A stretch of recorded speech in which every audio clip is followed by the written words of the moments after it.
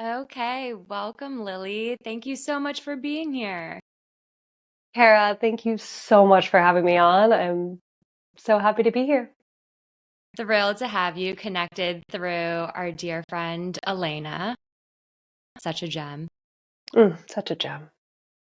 So, I typically like to kick off these conversations with an aha moment that really catalyzed the work you put out into the world and informed the work that you put out into the world today. And I'll kind of give you a choice because I feel like you obviously had a career transition earlier on in your career, but I feel like you're going through such a beautiful transition right now with the launch of space. Can you take us through either one of those transitions? But I'm really interested in the transition into space. Absolutely. And yeah, there's a lot of similarities between the transition. So I can probably touch on both in one in a way. Beautiful. Yeah. But essentially, yeah, it's been a bananas month. We were just saying right before pressing record that the start of the year has been go, go, go. And just to give you guys a little bit of background, I've opened up my first ever physical space in London. It's called The Space, and it's really a meditation and yoga studio half the time. And then the other half of the time, we utilize this gorgeous space for all different types of events, workshops, trainings, and it's really just a space for people to create and explore and play. And Hmm. I spent many, many years in a dance company as a contemporary dancer, and then pandemic forced me to stop performing and teach more yoga and meditation. So that was sort of the first big shift. And then was full on in the virtual world as I moved from New York to London as we navigated the pandemic. I was very much in this virtual space. And then I realized I really want to offer this work with people in person and build in person community. And this opportunity really fell into my lap. I can't put it any other way. And I can share that story a little later. But I never thought I would open a physical space ever, ever, ever. And now that this has happened, I'm realizing that, oh my gosh, it's exactly what I need to be doing. And it's met with a lot of challenges, but so much reward. And yeah, it's a big Hmm. transition. Yeah. How are you physically maintaining just balance and centering? I know your work is all about kind of cultivating this inner peace and finding your center. How are you personally navigating that transition, and like what are some of the rituals that are supporting you right now? I mean, great question. And it's something I'm really learning because this studio, I mean, I'm so darn lucky. I live literally a minute away from the studio, which is a blessing and a curse because now Mm. I am here all day, every day. It's a minute away from my home, but it's a big lesson in boundaries. So I am here teaching that 7 a.m. class in the morning. It is my baby, so I am caring for it all day, inviting the teachers in the evening, sometimes taking their class, and I'm not home till late in the evening.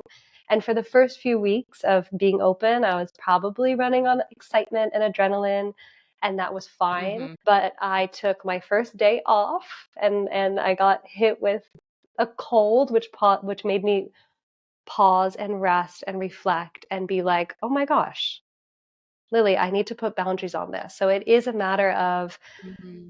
asking for help, which is a big thing I'm not great at. Is now I've brought a few other people on board to share the Mm. responsibilities, trust that they will hold the space with as much respect and joy as I do.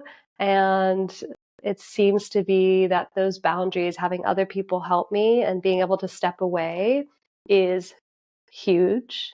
But I'm figuring it out, Hmm. right? I'm in the deep end, I'm in the mud, I'm figuring it out right now. And so this is a very timely question. And the actual practical tools that I'm using are a combination of meditation and journaling because my mind is a Mm. busy, busy, busy place. And if I don't get those thoughts onto paper, and let myself sit with the thoughts and let myself digest what's happening in this brain, then I will be very quickly exhausted, burnt out, and no one wants to be around that. So those two practices paired together for me in the morning have been how I can do this. What type of meditation do you typically do? Yeah, so I have a nice little process and it's similar to what I teach, which it's rooted in mindfulness meditation. But I'm really, really interested in like somatic mindfulness, meaning bringing the Mm, awareness down into the body. And the first sort of step in the process is we must have a feeling of safety, overall general safety in order to relax, in order to look inwards. mm, So my first step is always, where am I touching the earth? Where are my hips, my feet, my body touching the support beneath me? And I keep my attention there until I feel the drop, until I feel mm, myself, I've mm, landed into my practice. And excuse me, sometimes that takes a second, and sometimes that takes a few minutes.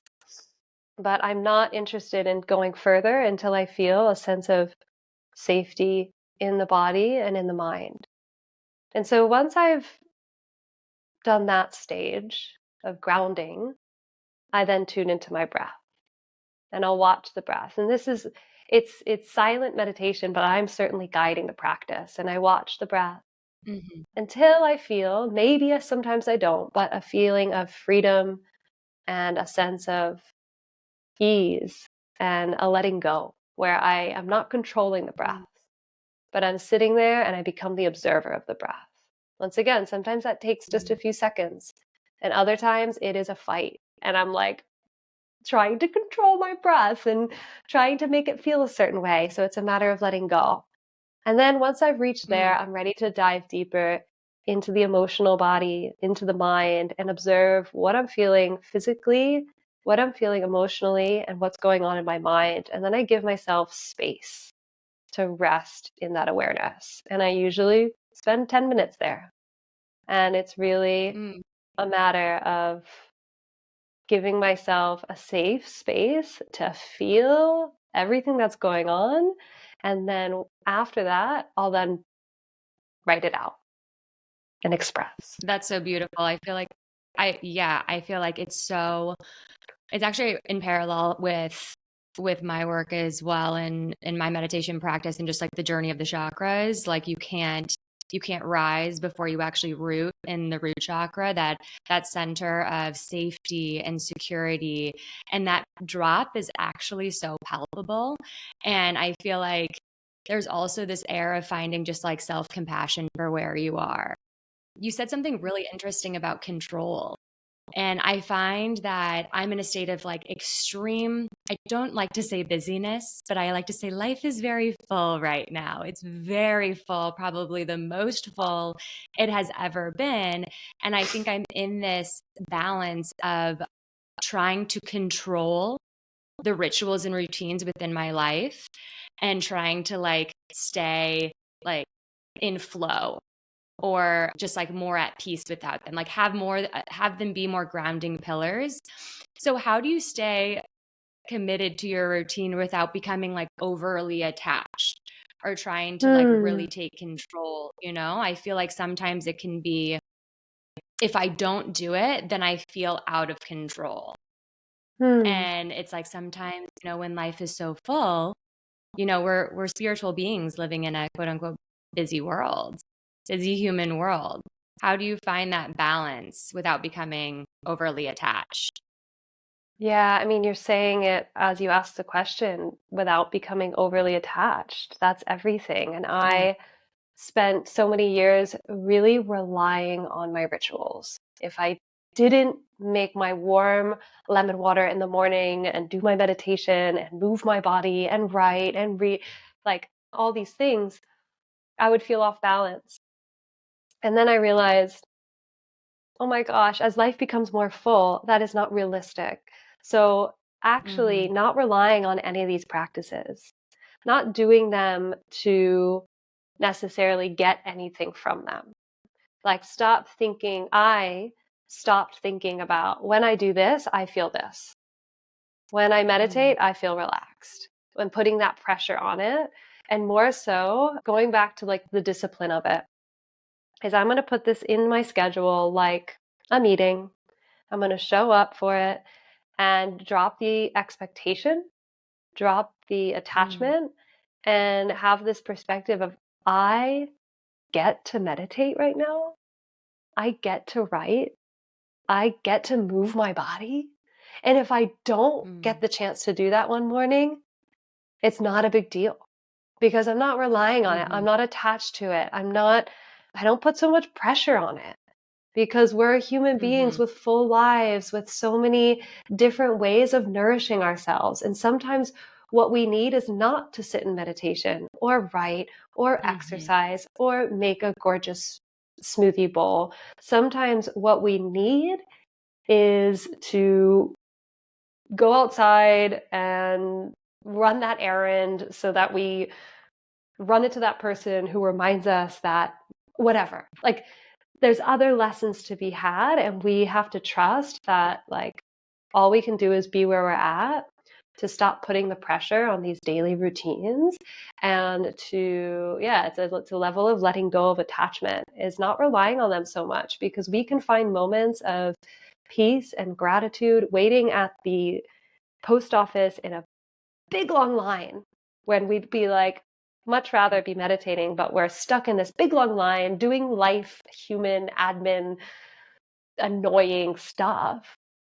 And then all of a sudden, that's where you get the lesson you need to learn. So I think it's about like, being a little more flexible with what our routines look like. And at the same time, taking your routines on the go. Like I said, that process of feeling my feet on the earth, that process of feeling my breath, of noticing what's going on in my emotional and mental layers of my being right now, and bringing that into a real life situation like a subway ride is going to be so fantastic for your own inner resilience and awareness, is to be able to apply that stuff into real life.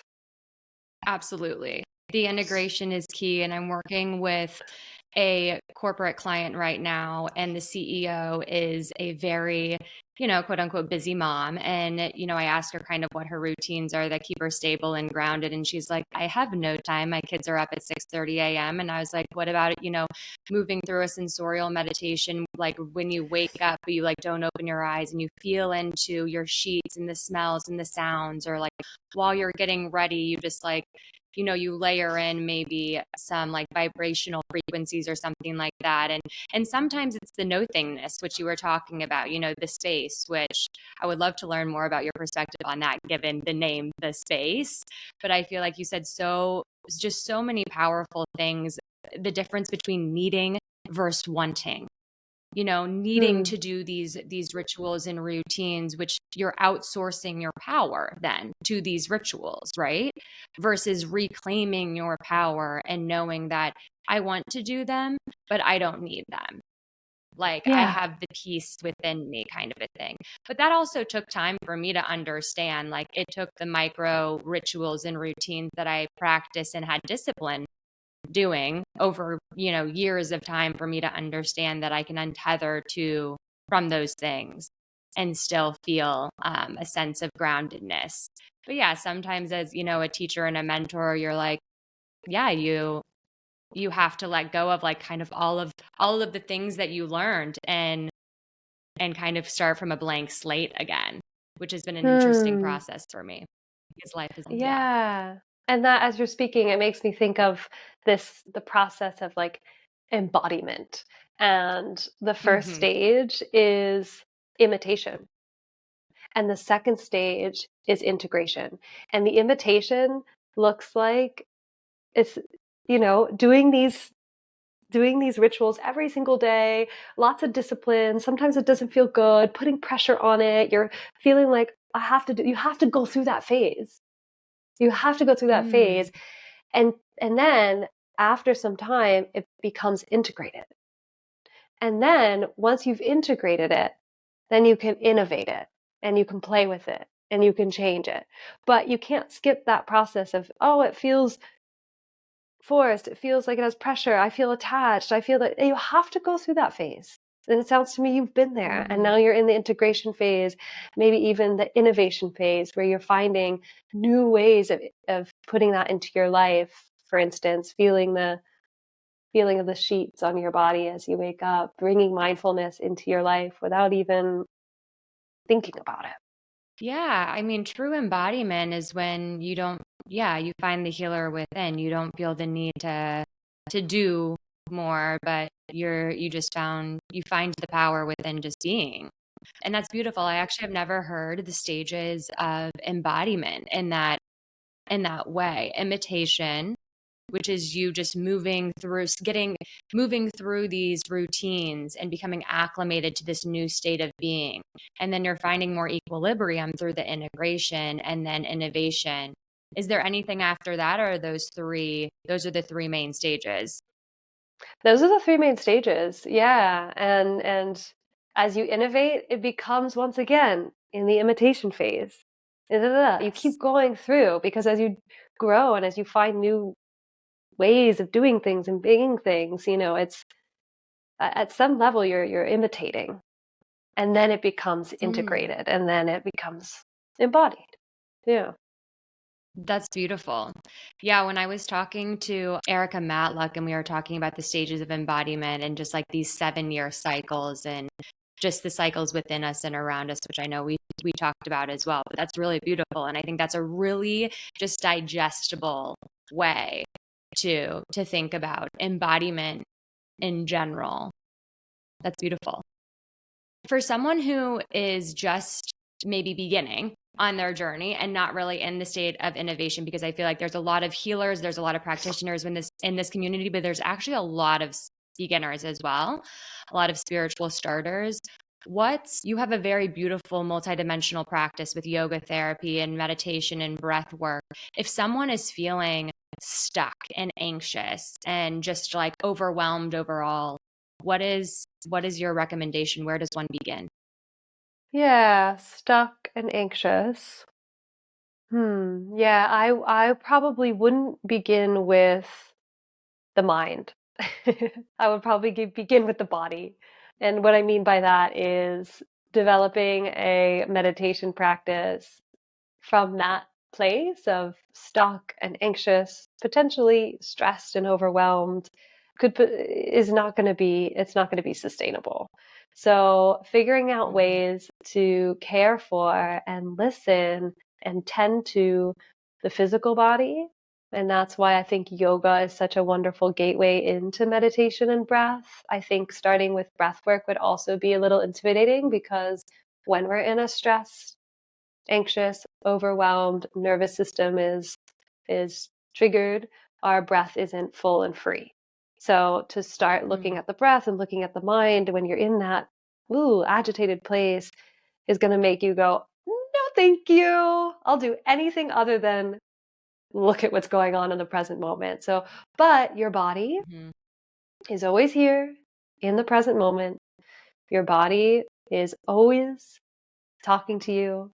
And if you can build this really lovely, compassionate, kind relationship to your physical body, and whether that's through a movement practice, once again, there's a bit of discipline that needs to happen there. If you want to make some shifts, maybe it's a weekly yoga practice that you're committing to. Possibly it begins with a massage, a hot bath, Mm. like something to care for the physical body is where I would begin. But it's never one size fits all. We all have different wants and needs. So it's a bit of like, I would work with a client to figure out what does that mean for you? But I would start with the body. Mhm. How would you describe your approach to yoga therapy? I feel like I personally have never even, I mean, I've been doing yoga for, gosh, like 15 years, I feel like at this point, but it's obviously such a therapeutic practice because we compartmentalize so much energy and emotions in our body, and our body holds so much wisdom. It talks to us, it speaks to us, but I've never really heard the terminology yoga therapy. Can you dive more into your process with that, what that actually looks like? Totally, totally. And I'm not like super jazzed about like titles and like Mm, I same. think, you know, I did this whole yoga therapy program for the knowledge, and then at the end you get this stamp of you are an IAYT yoga therapist, and like Mhm. congratulations. And when I say I'm a yoga therapist, they're like, what? Isn't yoga therapeutic? They have the similar response, like yoga's therapeutic. Why are you a yoga therapist? So it actually is a funny one and a super valid question. And basically the differentiation of the way that we work is yoga therapy does intake. So in the way that we would, go to a doctor and fill out an intake form, if you and I were doing a yoga therapy session, I would have you fill out an intake form. There would be some Mm, conversation, and it'd be a one-on-one private session where we're tailoring the practice to meet your specific wants and needs, what's going on, not just on your physical level, but mental, emotional, all the different like layers, koshas of your being. And so it's yeah. much more specific because in a group yoga class, you can't possibly give everybody what they need and what they want. It's a bit more generalized. So the yoga therapy takes it way Mhm. more specifically, and it does broaden the scope of what we would do. So in a session, I would do breath work with you, I would do meditation, I would do yoga, I would do massage, I would probably bring my sound healing instruments in, excuse me, and do some sound healing.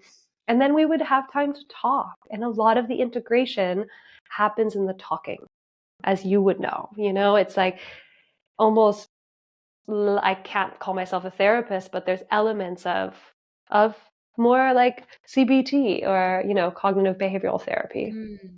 Oh, and I bet there's parallels, although every client is probably so different. I bet there's parallels with what unearths in the physical body. That makes so much sense. Like you have to, obviously, what we were saying before, you have to feel safe. And so through movement, you're opening up your physical body, but also your mental and emotional. And I'm sure, wow, what a beautiful holistic process. I feel like I need Hmm. that. Yeah, it's a That's beautiful incredible. process. And I think, I'm super excited about the future of yoga therapy because we're starting to show up in like hospital settings and working alongside Western medicine doctors and other, physical therapists and massage therapists. And when you can work as a team and Mhm. communicate as a team about what this one patient is experiencing from all these different lenses, it's so powerful. Oh my gosh. Because Mhm. each lens has something to Right. offer. And if you can put them all together, it can really help somebody, I don't know, gain all that different information. Yeah, absolutely. I mean, there's such a deep mind body connection that I've built just through moving my body and even just through like Pilates and yoga, like actually connecting like with pure intention, my mind to every single movement, I swear has like sculpted my body in a different way. And I think that just shows how powerful like that connection really is. Oh, yeah. Oh my gosh. And I have a client who, I mean, we've worked twice a week, every week for like 5 years. She is physically like so fit. And she also, her practice is divine. But she just found out, and I'm obviously not going to disclose too much information, but she's just found out Mhm. like some really deep abdominal muscle is like not triggering. And so now that I've had this information from this doctor with a scan and things that I can't do or diagnose, we're now able to work on like these deep muscles, finding activation there as we can relax other muscles and getting into the more subtlety of everything by increasing that body awareness. I mean, stuff like that really Mhm. excites me. Yeah, I feel like there's this whole collective movement towards just more intuitive or intentional movement, even with body mapping. Do you use Louise Hay's body map at all, or just like believe in the power that emotions are held in unique circumstances in the body? Like, do you integrate that into your work? Yes. Yeah. Yeah. Big time. It's I mean, fascinating. I haven't done like so much of the body mapping, but that concept of emotions being held in the body and the power of affirmations. on that, huge. I mean, I've had so much of my own experience prove to me that like that is a thing. Mm-hmm. Mm-hmm. Yeah, for the first time, actually throughout my entire spiritual journey, I feel like I am writing down affirmations every single morning. And I've always kind of thought of it as a spiritual bypass, frankly. And I've found that it's actually really rewiring my subconscious. And I think it's really, really powerful when you come to a place where you're open to that belief. I think there's a Hmm. study from Waterloo that says that, if you're reciting affirmations and you actually don't believe that they are true within your core, it can actually do yourself and your body a disservice. It can actually do the opposite effect than putting you in a positive mindset. And so I think you also Hmm. have to be open to the possibility that these things are true, but affirmations have played a really powerful role in just like my morning rituals and routines right now. Yeah, and like the more you play with affirmations and exactly to your point, like open yourself up to believing that to be true. Like let's just say Mm-hmm. I trust the timing of my life. Like that's one I always return to. I trust the timing of my life. It's Mm. just a gorgeous way to like see what redirecting your brain, redirecting the mind, rewiring the mind in real time, how that can affect your physical body. And if when I repeat that, Mm-hmm. I trust the timing of my life. I trust the timing of my life. Like it releases pressure from my chest. It grounds my Mm-hmm. hips into the earth. And then all the other systems can start to work. And then when you notice that relationship of thought and body, you can play with that in Mm-hmm. other scenarios. Like I was in a meditation class the other day, and as we were sitting in silence, there was a annoying like car horn and ambulance and like all these sounds from outside. And we were talking about like what does your mind do when there's unpleasant sounds and you're meditating? Like how annoying is that? Especially when you can't control the sound. Like what goes on? We were just kind of sharing. And then the meditation teacher was like, I have a little hack. And sometimes I visualize like that ambulance is somebody that's having a baby, or that like car is somebody who is, I don't know. And she puts like a positive scenario in that situation, in that car, and then becomes Mm-hmm. something that's like no longer scary or annoying and something that becomes a beautiful thought. And so I started playing with that, with specifically with sounds. And like I was sitting in meditation with all these different sounds, and I was picturing it being like a really cool ambient soundscapey, very artistic music piece. And then I treated it Mm-hmm. like that, and my whole experience was one of closed, constricted anxiety, tension, trying to control what the hell is that sound? I don't want that sound, to opening up to, wow, what is that interesting noise? Where is it coming from? Curiosity. So it took me from judgment to curiosity, which is from constriction to openness to spaciousness. Hence the reason why this is the space. You know, my studio in London is Mm-hmm. because I love what meditation, yoga, sound, breathwork can do in a physical and mental way of creating space. And so that concept of Mm-hmm. affirmations is just training your mind to rewire the mind to then go to like not fear, but go to curiosity, go to openness, go to trust. And the more you do that, is a game changer. Absolute game changer. Oh my gosh. That was so beautiful. I do a similar thing when there's a siren. I mean, living in New York City, as you know, there's sirens, every other minute. And I feel like I always send love. Like if it's always like really annoying Mm, me, I'm like, I need to send love because someone is hurting and someone is in danger. And I feel like that gentle reframe like helps self-soothe a little bit. And I feel like it reminds me actually, well, one of like the divine feminine energy, like approaching life through more of like a feminine lens versus a masculine lens, and not to title those too much as we were speaking about before, but just like approaching life through just like a sense of gentle flow versus rigid control. mm, And it also reminds me of the difference, and I would love to hear your perspective on this, like the difference between a ritual and a routine. And if you think they're different or like they're synonymous, Because for me, like a ritual is so sacred. You're like re-sacreding moving through a routine, whether a routine feels like you're in more control. What is like your Hmm. perspective of that? Yeah, absolutely. I mean, for me, a ritual is infused with a lot more intention.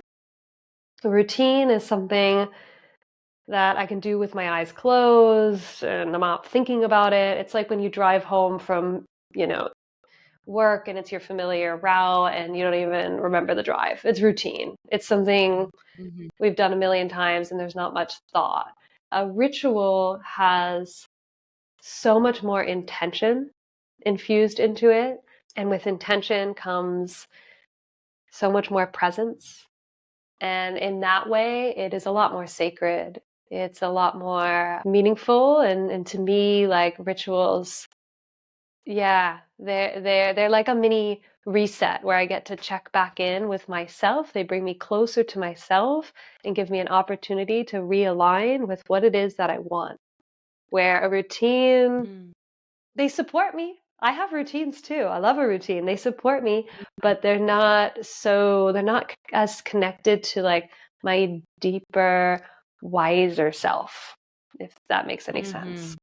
Yeah, I feel like coming full circle back to our initial conversation about just like what is keeping you in balance. Like when I feel like I'm moving through my mornings in a state of like just again control and more like a tick on my to-do list, then I feel like it's time to take a step back and just do less and infuse Hmm. my morning with a little bit more intention. And it's cliche right now, I feel like, to say like romanticize your life. Like everyone talks about that, but how do you really do that?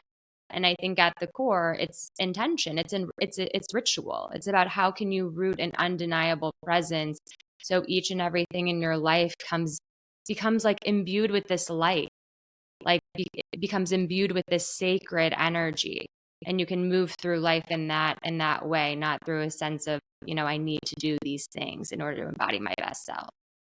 Totally. And I think that we live with such urgency and haste these Mm, days, feeling like we have so much to do and not enough time. We got to fit things in. Da, da, da, da, da, da. So if your rituals can be an opportunity to slow it down and do less.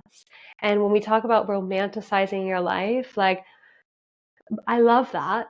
And at the same time, in order to like romanticize our lives, like I think, I firmly believe we have to be once again that first stage of meditation. We have to feel safe and mm, grounded and feel like it's safe to relax. It's safe to stretch time. Like imagine like the most romantic moment that you've had in your life with your loved one or with yourself or whatever like a romantic moment was.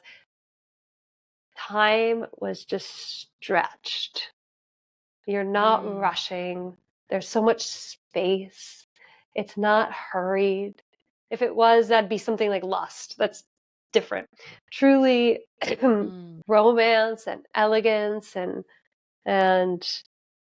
that special quality, we can have it every single day, but it requires space and time and connecting to the natural world, how the natural cycles of things. So we have to get out of our heads and release control and tap back into our state of safety and groundedness in order to get into that feminine flow, like you were mentioning. mm. So if Yeah. somebody is stressed and overwhelmed, like that client we used earlier as an example, stressed and overwhelmed and anxious, to tell them to romanticize their life would drive them crazy. But if you bring them to a Right. state of relaxation after a massage or a full yoga therapy session or something, and then consider the idea of romanticizing your life, it'll make sense. But Mm-hmm. that doesn't make sense when you're constricted, going, urgent, rushed. So that goes with our morning routines. It's like if we are waking up stressed and anxious about our day ahead and carving out time to meditate and to write and is probably going to feel like do, unless Mm-hmm. you step it back and tell yourself it's safe to relax and slow down and stretch time for a moment. Yeah. So an affirmation I've been playing with lately is there's time for it all. I'm doing so much right now with the opening of the studio, with life in general. And I keep reminding myself, there's enough time. There's time for it all. What is your perspective of mindfulness when it comes to leadership and managing a team? Like, how are you integrating these practices that you're utilizing and keeping you rooted in your personal life into the workspace? Yeah, well, for the first time in my life, I've always, in the dance company, I've worked for artistic directors and I've worked for theaters and I've worked for people. And then I had many years where I just worked for myself, with myself, one girl team, just doing it all. And now owning the space, and it has a few different elements to it, and we're expanding into a cafe, and I am running this thing, which is crazy. But I can't help but lead from that exact place of mindfulness, and because it's the only way I'm interested in doing it. Because with those attitudes of mindfulness, you replace the judgment with curiosity. You look at everything from that observer witness mind without going straight to the I know the answer. That's right. That's wrong. I'm judging. And I don't have all the answers. I don't know how to run this business. And I am happy to admit that. If I sat here and whipped up an entire business plan and told everyone this is how it's going to go, I am closing myself off to a lot of magic. But if I can say, this is what I imagine, this is the values of the company, this is what I'm excited about, and find other people who have the same values, who are also excited about creating something, then we get into some interesting stuff where we are co-creating this together. So I've, over the past few months, made some amazing friendships where we are co-creating events and classes and this space. So I'm asking the community, the people who walk in the door, what do you want to see here? And bringing the community to run this place in a way. So I think it's just the collaborative approach is super fascinating to me. It's where I feel like a lot of the magic is going to happen. I think that is a very like feminine way of running a business. I don't have too much knowledge about like the divine feminine, the divine masculine, but I'm sensing that that's a more of a feminine approach. And it's been such a cool lesson to learn, but it's met with also the challenges, of course, of my preconditioned mind of how this is how a business should run. And I'm like, wait, no. Yes, you're such a mirror for me right now because I'm going completely against what I should be doing. And I think Yeah. it's when you sink into that place of full, wholehearted trust and like sink into, I mean, you're speaking about really heart-centered leadership, which is connected to the divine feminine, which I feel like is really making waves within the workplace right now overall, because we're conditioned to work from this masculine place of being and consistently doing. But what you're saying is, no, I have such trust and conviction in my vision and where I'm going that I'm almost being a magnet for my desires in my community, not from a place of bypassing, but from a place of, no, I'm in like full co-creation with this community and my team, and not from a place of hierarchy as well, which I've gotten like, I don't want to say bad mouth in the past, but I've always created a space within my team that it's like, this is, we are all equals here. Like your opinion matters just as much as mine. And I think you're creating a very similar space, and that is so beautiful. It's like it's like it's synonymous to like the beehive. I know there's like the queen bee, but everyone's kind of working together and creating this Hmm. beautiful hive. And I Hmm. just love what you're building, and I can't wait to see. We'll have to talk about that cafe. We have so many like overlapping synergies, and just your journey of just that slow and sacred growth, and consistently approaching life through the lens of curiosity is really, really beautiful. Consistently learning and growing, and again, not from a place of needing, but a place of like true calling, which is so, so Hmm. beautiful.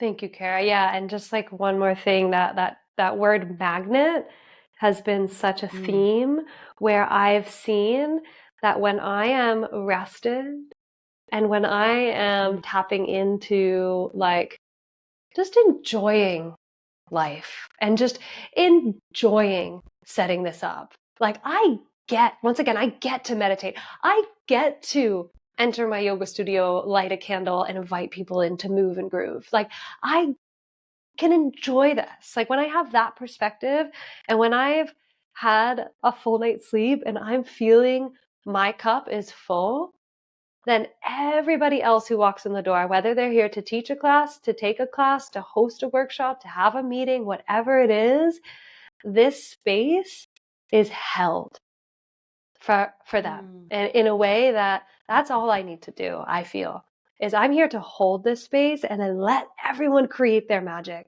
Because if I had all mm, the control and I was saying, this is what needs to be done, this is what needs to be done, then I'm one human being and I'm really limited as to what I can do. But if I can hold this space for everyone to enter and create and flow, that is such a better outcome. And so how that term liberating does magnet, that? which is so cool Mm-hmm, because I am attracting, not me, I mean not Lily, but this space is attracting the most incredible people. It's an absolute mm-hmm, magnet. That's just, and my mm-hmm, job is to receive. I need to get my hands off the wheel and receive. I need to stop. This mm, is a reminder I'm just telling myself right now, like, and all of you who are listening, like, where in life can we just stop doing so much and start receiving? right. Like, especially, I mean, men and women, but I don't know. I'm thinking especially like women who are so like caregivers. How can we learn to receive? And that's what I'm trying to Mm. embody in this position, in this place right now. 100%. Oh my gosh, that resonates with me so much. It's those winks, it's those synchronicities that literally are the fuel to my engine. It's something that I've been calling in that is so out of left field. And I'm like, I don't even know how I'm going to get to this. I'm drowning in to-dos. And then, boop, they just like fall into my inbox or fall into my orbit, or I run into this random person at an event that, of course, has like the thing that I've been needing. And that's when you know that you're at just like a full embodied frequency of your highest self. But it's really, again, the rituals and the routines that really have gotten me there. And I know that Hmm. you feel the same. It's the commitment to my daily practice every single day that is really not, again, from a place of flow versus rigidity and form, but it's really what helps me drop into a state of receive, and so I can overflow to Hmm. others.